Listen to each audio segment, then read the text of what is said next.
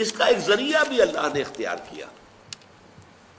اللہ تعالیٰ کی قدرت اپنی جگہ پر ہے، بغیر کسی ذریعے کے، بغیر کسی سبب کے جو چاہے کر سکتا ہے. لیکن یہ دنیا عالم اسباب ہے. یہ تحفظ کیسے ملا؟ محمد الرسول اللہ صلی اللہ علیہ وسلم کو اس نوع کے شرک سے اللہ نے کیسے محفوظ رکھا ہے کہ آپ کی ذات کے ساتھ ایسی کوئی بات جو ہے وہ منسوب نہیں کی جا سکی. پہلی بات یہ، قرآن مجید میں آپ کی بشریت کو بہت نمایاں کیا گیا کہ آپ بشر ہیں.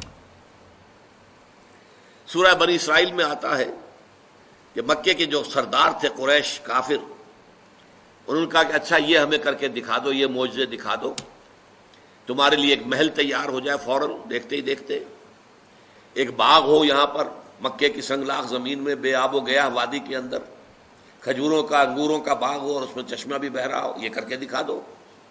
آسمان پہ چڑھ کے دکھا دو، آسمان کا کوئی ٹکڑا ہم پر گرا کے دکھا دو، کچھ تو کر کے دکھاؤ نا تاکہ ہم تمہیں مانے کہ تم اللہ کے رسول ہو.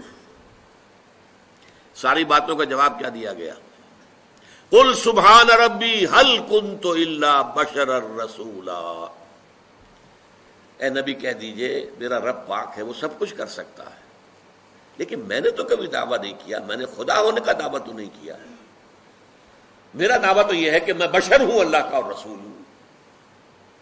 میں بشر ہوں اور اللہ کا رسول ہوں، یہ دعویٰ ہے میرا. یہی دیکھیے آپ آخری آیت سورہ کہف کی، قل انما انا بشر مثلکم. اے نبی کہہ دیجئے، کان کھول دیجئے، ان کے ڈنکے کی چوٹ کہہ دیجئے، میں ایک بشر ہوں تم جیسا.